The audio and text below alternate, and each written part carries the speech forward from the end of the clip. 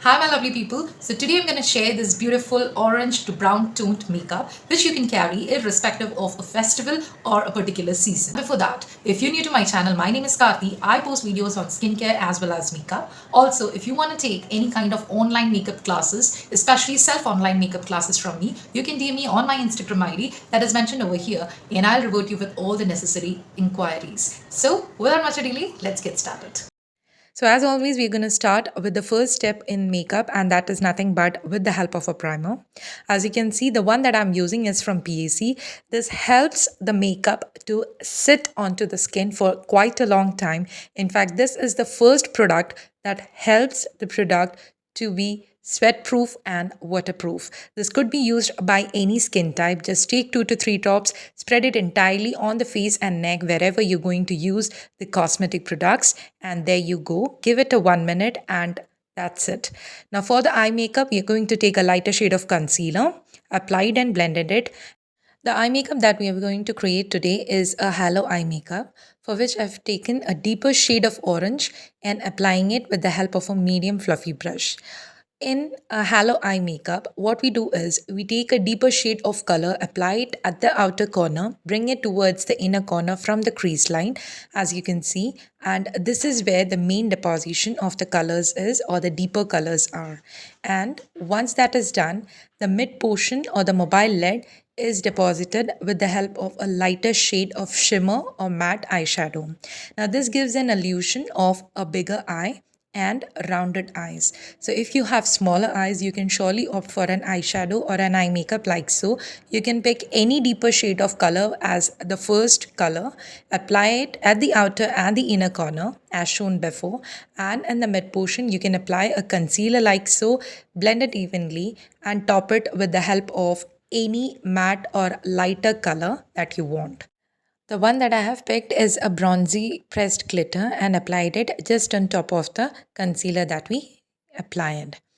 Now, once that is done, to clear the edges or to create a smooth transition, I'm picking a deeper shade of brown and just applying and blending it at the edges so that there is no harsh line. Okay, so once that is done, we are done with the eye makeup. To give it a completion, we're going to apply a wing liner. This is completely optional. The eyeshadow that I told priorly is the one that we have created. So going with an eyeliner is your choice. So I've created a liner which is a wing, and applying it very gradually and bringing it from the outer corner towards the inner corner. Now, once that is done, as you can see, I have good voluminous and shaped eyebrows right now. So, for which I'm just brushing and keeping it at place. I'm not going to draw it. Once that is done, we are going to pick the same bronzy color, and this is something that I'm going to apply just below the brow bone area. This gives an illusion of lifted eyebrows and eye look. Now, once that is done, we are going to move towards color correction, and for which I've used an orange color corrector. Now, this is something that I have explained in all my videos. I'm not going into the depth of it. And once the orange color is being applied, we are going to neutralize it with a concealer. Now, just to blend all this, I'm going to use a setting spray.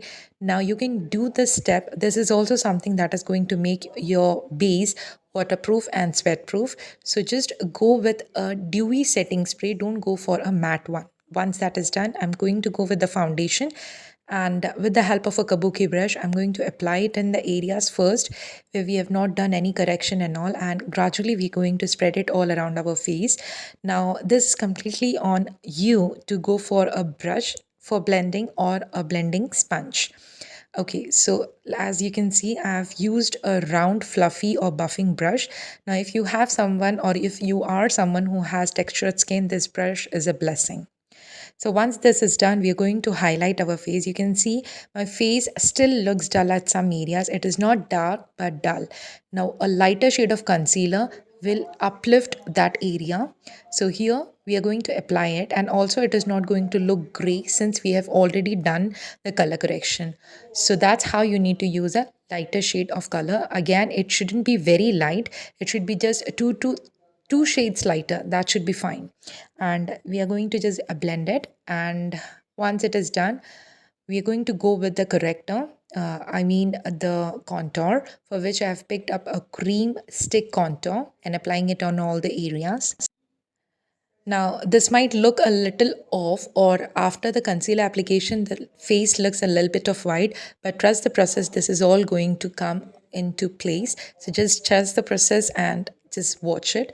So, once we are done with the contouring, now we need to set our face with the help of a powder, and before that we need to clear the creases. That's what I'm doing and setting in with the help of a compact powder. This is from Charlotte Tilbury, for which we need to first remove the creases. As you can see, wherever I get creases, I'm clearing it, and then and only then, with the help of a small brush, I'm applying the powder. Once that is done, I'm taking the same foundation brush, and with the help of the powder, I'm just setting my entire face.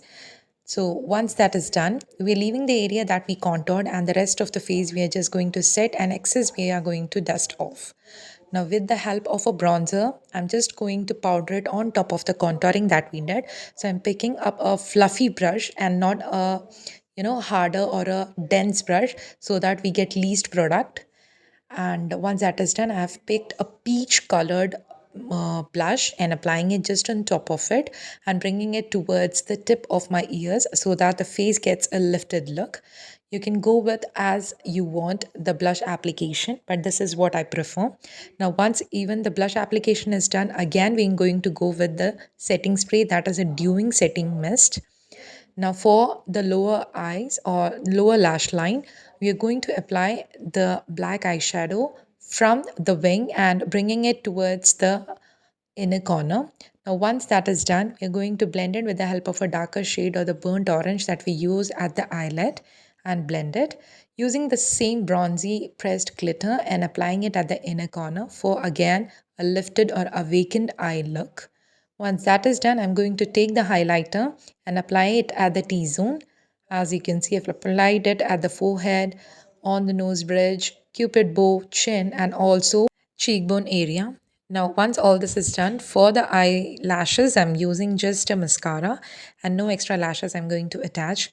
So, which I have used Maybelline Color Shell and applying it at the lower and the upper lashes. And for the lip, I'm going to use a deeper shade of maroon and applying it at the border area, and not going to go for overlining. I'm just doing the regular lip lining. But if you feel that your lips are very small, you can just go for a little bit of overlining, and especially at the mid portion, and applying an orangish brown lip shape. Now, at last, we are going to go with a fixer. This is something that you need to use at the last so that everything that you've applied gets locked, and this makes your makeup literally waterproof. Give it a try for yourself, and do surely comment me down below and let me know. Thank you so much.